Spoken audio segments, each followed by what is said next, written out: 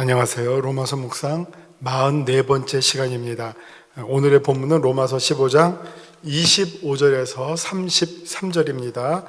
25절에서 33절입니다. 제가 봉독합니다. 25절. 그러나 이제는 내가 성도를 섬기는 일로 예루살렘에 가노니 이는 마케도냐와 아가야 성도들이 예루살렘 성도 중 가난한 자들을 위하여 기쁘게 얼마를 연보하였습니다. 저희가 기뻐서 하였거니와 또한 저희는 그들에게 빚진 자니 만일 이방인들이 그들의 영적인 것을 나누어 가졌으면 육적인 것으로 그들을 섬기는 것이 마땅하니라. 그러므로 내가 이 일을 마치고 이 열매를 그들에게 확증한 후에 너희에게 들렀다가 서바나로 가리라. 내가 너희에게 나아갈 때 그리스도의 충만한 복을 가지고 갈 줄을 아노라.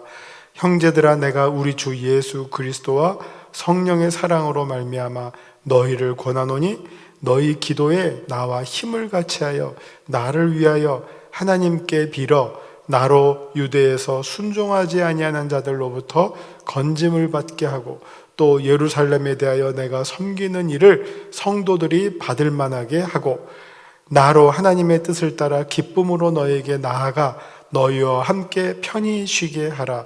평강의 하나님께서 너희 모든 사람과 함께 계실지어다.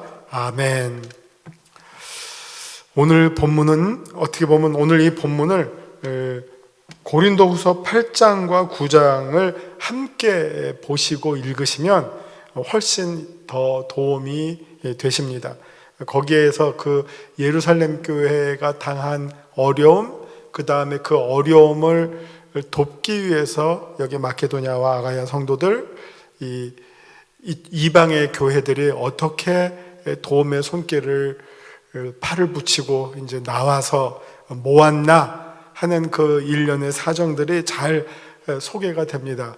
근데 이것을 이제 바울은 또 자신의 어떻게 보면 신학의 관점에서 다시 한번 이렇게 잘 정리를 해줍니다. 근데 이때 정리할 때 중요한 개념은 우리 모두가 다 사랑의 빚진 자인데 특별히 이방 교회들은 예루살렘 교회 혹은 유대 교회들로부터 혹은 유대인 그리스도인들로부터 복음의 빚진 자다. 우리가 그 은혜를 그들로부터 받았다면 그 받은 은혜를 우리가 사랑으로 갚는 것이 당연하지 아니하냐. 우리가 이미 구약에서부터 과부와 나그네를 돌보는 것이 당연하고 그게 하나님을 사랑하는 그 마땅한 행위로서 이웃을 사랑하는 것이 당연한데 지금 바울은 이방의 교인들이 어떻게 보면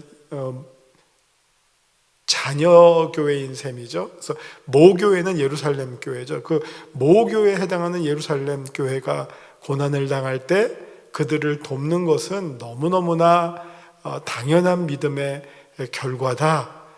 그 일을 지금 소상하게 알려주고 이것을 통해서 아마 분명히 예루살렘 교회와 이방 교회, 열방 교회 혹은 유대인 그리스도인들과 이방인 그리스도인들이 사랑 안에서 하나로 소통하고 연합되기를 간절히 원하는 마음이 있었다 하는 것을 보게 됩니다. 예루살렘 공의회 이후이기도 하지만 이 문제가 사실은 초대교회가 풀어나가야 할 큰 숙제 가운데 하나였고 기독교가 세계 종교로 어떻게 보면 등장하기 위한 출범할 때의 최대의 걸림돌이었는데 이 문제를 풀어나가는 과정 가운데 이런 또 어떻게 보면 사랑스러운 아름다운 에피소드가 일어났다고 하는 것은 참 교회의 아름다운 역사 가운데 한 페이지다. 그걸 볼 수 있고요. 또 역시 이 본문 가운데서도 여전히 로마 교회에 대한 방문과 로마를 거쳐서 서바나로 가고자 하는 바울의 그 선교의 그 플랜, 계획에 어떻게 보면 열망이 또 잘 드러나 있다. 이렇게 말씀드릴 수 있겠습니다. 자, 그러면 이제 본문을 한번 보시면서 소개해 드리도록 하겠습니다. 이 제목이 아까 말씀드린 것처럼 유대인들을 향한 이방인의 사역입니다. 자, 15장과 16장을 관통하는 키워드가 사역, 미니스트리라고 했습니다. 이방인을 향한 예수님의 사역 했죠. 그 다음에 이방인을 향한 바울의 사역, 그 다음에 이번에는 유대인을 향한 이방인들의 사역, 그리고 그 다음에는 신자들의 사역이 이제 또 바울을 돕는 신자들, 성도들의 여러 사역, 동역하는 사역들이 소개가 되는데, 지금 오늘 이 본문은 유대인을 향한 이방인들의 사역이 어떻게 펼쳐졌었는지 그것을 소개하는 내용입니다. 자, 25절부터 보죠. 그러나 이제는 내가 성도를 섬기는 일로 예루살렘에 가노니, 어떻게 보면 이제 바울이 특명 전권 대사인데 이번에는 복음을 전하러 가는 게 아니라 사랑을 들고 가는 거예요. 연보를 들고 가는 거예요. 이는 마케도냐와 아가야 사람들이 예루살렘 성도 중 가난한 자들을 위하여 기쁘게 얼마를 연보하였음이라. 저희가 기뻐서 하였거니와 또한 저희는 그들에게 빚진 자니, 만일 이방인들이 그들의 영적인 것을 나눠 가졌으면 육적인 것으로 그들을 섬기는 것이 마땅하니라. 이 빚진 자의 신학은 어떻게 보면 이제 바울이 이게 로마서 1장 14절에서 이렇게 말하죠. 헬라인이나 야만인이나 지혜 있는 자나 어리석은 자에게 다 내가 빚진 자다. 참 특이한 것은 이제 유대인에게 빚진 자다라고 하잖아요. 왜냐하면 자기가 유대인이기 때문에, 자기가 유대인이기 때문에 내가 유대인에게 빚졌다가 아니라 어떻게 보면 자기는 유대인이지만 오히려 이 복음, 하나님의 은혜를 그 전해야 되는 그 어떤 그 사명의 절박함을 그들에게 내가 이미 빚졌기 때문에 내가 진 빚을 갚는 것이다, 이렇게 표현하였듯이, 이번에 이제 이게 이방인들이잖아요. 이방인들은 어떻게 보면 유대인 그리스도인들로부터 복음을 받고, 그 경우가 어떻게 보면 바울이죠. 유대인 그리스도인의 대표자 바울로부터 복음을 전도받고, 또 바울과 같은 그런 유대교의 배경에서 그리스도인이 된 사람들로부터 복음을 전도받고, 또 스데반 순교할 때 정말 흩어졌던 디아스포라 선교를 통해서 전도받았던 그 이방인의 그리스도인들이 이제 그들이 빚진 그 복음에 빚진 그 감사의 은혜를 사랑의 열매로 갚는, 이 어떻게 보면 사랑의 순환이죠. 복음의 순환, 선순환을 우리가 보게 되죠. 이방인들이 그들의 영적인 것을 나눠 가졌으면 육적인 것으로 그들을 섬기는 것이 마땅하니라. 뭐 저기서 배웠는데 뭐 다시 또 역수출하는 것은 조금 웃기죠. 그렇죠? 그렇기 때문에 바울은 좀 여기서 겸손하게 우리가 영적인 것 빚졌기 때문에 이제 우리가 물질로 여러분에게 사랑을 갚겠습니다 하는 내용입니다. 28절, 그러므로 내가 이 일을 마치고 이 열매를 그들에게 확증한 후에 이번에는 너희에게 들렀다가 서번하러 가리라. 이제 바울의 마음은 지금 점이 3개가 있는 거예요. 예루살렘 하나, 그 다음 로마, 그리고 그 다음 서머나. 이게 지금 서버나 이렇게 다 서바나 이렇게 다 점이 있어서 징검다리처럼 여기 갔다가 그 다음 여기 갔다가 다시 저쪽으로 가는 그 그림을 그리고 있습니다. 근데 그 그림을 그릴 때 내가 예루살렘에 갈 때는 이런 어떤 아름다운 일들이 있다, 자기의 여정이 사랑의 여정이다 하는 것을 보여주고 있죠. 29절, 내가 너희에게 나아갈 때 그리스도의 충만한 복을 가지고 갈 줄을 아노라. 자, 내가 빈손으로 가는 게 아니라 예루살렘에 갈 때는 사랑의 열매들을 가지고 간다면, 또 로마로 다시 갈 때는 복음의 복덩어리를 가지고 가겠다. 30절, 형제들아, 내가 우리 주 예수 그리스도와 성령의 사랑으로 말미암아 너희를 권하노니 너희 기도에 나와 힘을 같이하여 나를 위하여 하나님께 빌어. 자, 이게 중보 기도를 요청하는 겁니다. 참 이건 어떻게 보면 기도의 교제인데, 우리가 중보를 해줄 수도 있지만 상대방에게 우리를 향한 중보 기도를 요청해 주고 있죠. 너희 기도에 나와 힘을 같이하여 나를 위하여 하나님께 빌어 힘을 같이 한다. 이 말이 참 땀을 흘리면서 기도할 때 나도 그렇게 하겠지만 여러분들도 나와 같이 그렇게 간절히 기도해 줬으면 좋겠습니다. 힘을 같이 하여 나로 유대에서 순종하지 아니하는 자들로부터 건짐을 받게 하고 또 예루살렘에 대하여 내가 섬기는 일을 성도들이 받을 만하게 하고, 이게 참 그런 마음을 볼 수가 있어요. 바울이 예루살렘을 딱 바라볼 때 마음이 힘든 거예요. 불편한 거예요. 자기가 거기서 늘 언제나 흔쾌히 받아들여지지 않았다 하는 마음이 있어요. 평생을 자기를 괴롭혔던 사람들이 유대교인이었기 때문에 아마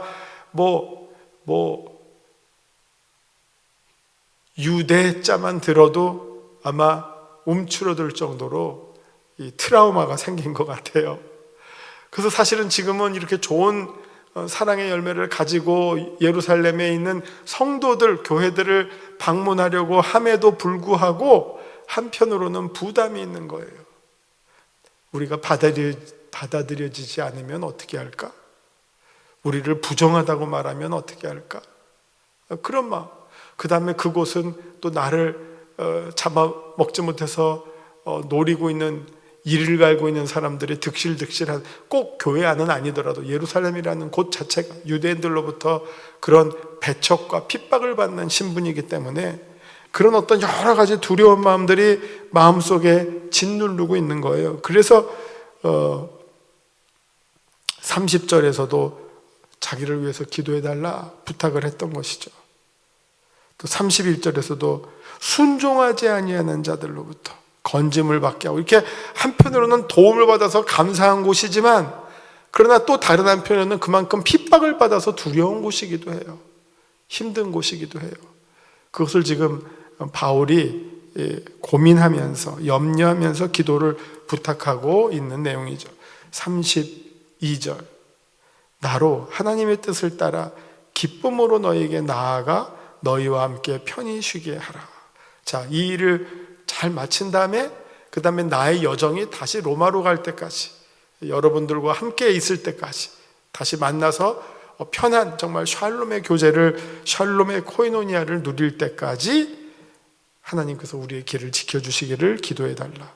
그러면서 33절, 평강의 하나님께서 너희 모든 사랑과 함께 계실지어다. 아멘. 어떻게 보면 여기까지가 바울이 로마에 있는 성도들에게 그 내용적으로 하고 싶은 말을 다 했고요. 그 다음에 이제 16절부터는 정말 이 편지에서 따라오게 되는 그 수많은 사람들에 대한 소개, 인사, 문안 인사가 이제 쭉 이어지게 됩니다. 자, 바울이 정말 짧지만 마치 축도처럼 평강의 하나님께서 너희 모든 사람과 함께 계실지어다 아멘 하면서 로마에 있는 성도들에게 자기 어떻게 보면 마음을 다 전하고 제일 마지막에 우리 요즘식으로 하면 하트 뿅뿅 잘 전하면서 이제 로마서를 끝맺음했습니다. 자, 우리 이제 유인물 보시면서 정리해 드리도록 하겠습니다. 로마서 15장 25절서부터 33절까지의 내용, 유대인들을 향한 이방인의 사역, 그 대표자로 지금 바울이 소개되고 있습니다. 자, 말씀 요점입니다. 바울과 그의 동역자들은 헬라의 이방인 교회들로부터 예루살렘에서 고통받는 유대인 성도들을 위해 도와줄 것을 제안받았습니다. 상세한 내용은 고린도후서 8장과 9장에 기록되어 있습니다. 이 특별 헌금의 이면에는 몇 가지의 목적이 있었습니다. 먼저 유대인 형제들을 위한 이방 교회들로부터의 사랑의 표현이었습니다. 또한 그것은 가난한 유대인 교인들이 가장 필요로 할 때 실질적인 도움을 주는 행위였습니다. 이것을 통해 유대인과 이방인이 교회 안에서 하나로 연합되는 사건이 되었습니다. 서로를 밀접하게 묶어주는, 어떻게 보면 사랑의 끈이 되어준 것이지요. 자, 말씀 산책입니다. 25절부터 27절, 마케도냐와 아가야 성도들이 가난한 유대인 성도들을 위해서 연보한 것은 그들이 빚진 것에 대한 보답이었습니다. 바울은 이미 자신을 빚진 자로 표현한 바가 있었습니다. 로마서 1장 17절 우리가 아까 보았죠. 자, 그러나 비단 바울뿐만 아니라 이방인 그리스도인들은 어쨌든 유대인 그리스도인들에게 믿음의 빚진 자들입니다. 이제 그들이 진 빚을 사랑으로 갚게 될 기회가 온 것이지요. 28절, 이것은 또한 빚진 것에 대한 갚음만이 아니라 그만큼 빚진 것을 갚아야 되겠다고 생각할 만큼 그들의 믿음이 자라난 결과인 것이고요. 그 자라난 믿음이 이렇게 사랑의 열매로 드러나게 된 것입니다. 믿음이 아무리 자라나면 무엇합니까? 그 믿음이 사랑의 열매로 드러나지 않는다면 그 믿음은 야고보서에 나온 것처럼 행함이 없는 믿음은 죽은 것이다. 믿음이 자라났다 하더라도 그 믿음은 그냥 헛된 것이죠. 성숙하면서 자라났다면 거기에 상응하는 걸맞는 열매가 있어야 하겠죠. 자, 이방 성도들이 그리스도와 동행하면서 살아온 것에 대한 열매입니다. 요한복음 15장 1절부터 8절, 포도나무 비유의 열매죠. 가지가 나무에 붙어 있으면 열매를 맺는다. 잘 붙어 있은 결과로 열매가 나타나는 것처럼, 열매가 맺혀지는 것처럼 이 이방인 그리스도인들도, 마게도냐와 아가야의 성도들도 잘 그 예수 그리스도라고 하는 그 나무에 잘 붙어 있는 가지가 되어서 이런 사랑의 열매를 많이 맺을 수 있게 되었다는 것이죠. 생명의 성령의 법이 교회 안에 흐를 때 사랑을 나눠주는 일은 아무 문제도 되지 않습니다. 우리가 거저받았으니 거저주는 것이죠. 그리고 주는 것이 받는 것보다 더 복된 것이죠. 우리가 마지막 날 정말 하나님 심판대 앞에 섰을 때 우리가 듣게 될 질문은, 하나님으로부터 듣게 될 질문은 너 얼마나 많이 받았느냐가 아니라 너 얼마나 많이 주었느냐, 베풀었느냐, 양보했느냐, 그런 질문들을 받게 되겠죠. 얼마나 많이 받았느냐? 천국에는 아무 소용이 없어요. 하나님께는 관심이 없는 주제예요. 그러나 얼마나 많이 주었느냐, 얼마나 많이 희생했느냐, 베풀었느냐, 양보했느냐, 이거는 정말 하나님이 관심 갖고 있는 질문입니다.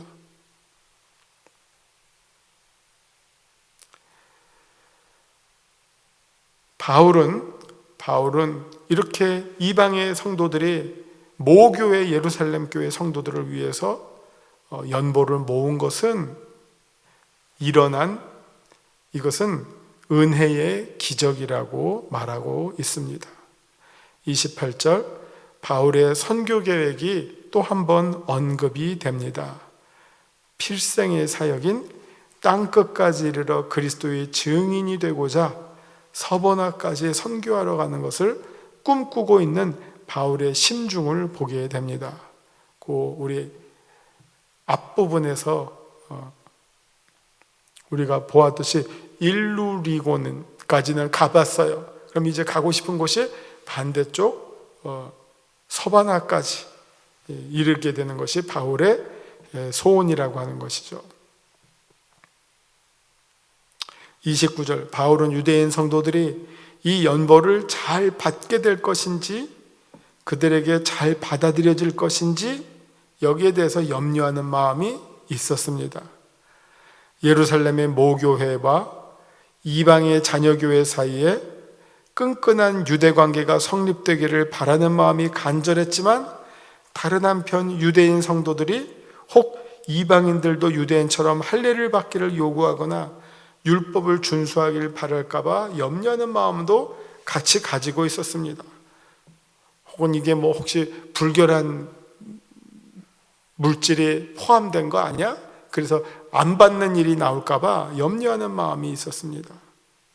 30절을 보시면 힘을 같이 하여 선수들이 있는데, 이것은 선수들이 경주에서 시합에서 최선을 다하는 그 상태를 가리키는 겁니다. 힘을 같이 한다. 그렇다고 우리 이제 스포츠에 그 팀 스포츠가 있잖아요. 모든 선수들이 힘을 같이 해야지 이기잖아요. 뭐 혼자 하면 안 되잖아요. 그렇다고 우리가 얻고자 하는 것을 하나님과 겨루어 얻어내는 것을 의미하는 것은 아닙니다. 단지 우리가 하나님 앞에서 최선을 다하는 것을 가리킵니다. 마치 레슬링 선수가 시합에서 최선을 다하는 것처럼 우리의 기도와 간구가 우리의 열과 성을 다 바쳐서 최선을 다하는 모습을 가리키는 것이 바로 힘을 같이하여, 자, 이런 모습으로 로마에 있는 성도들과 우리가 함께 기도합시다.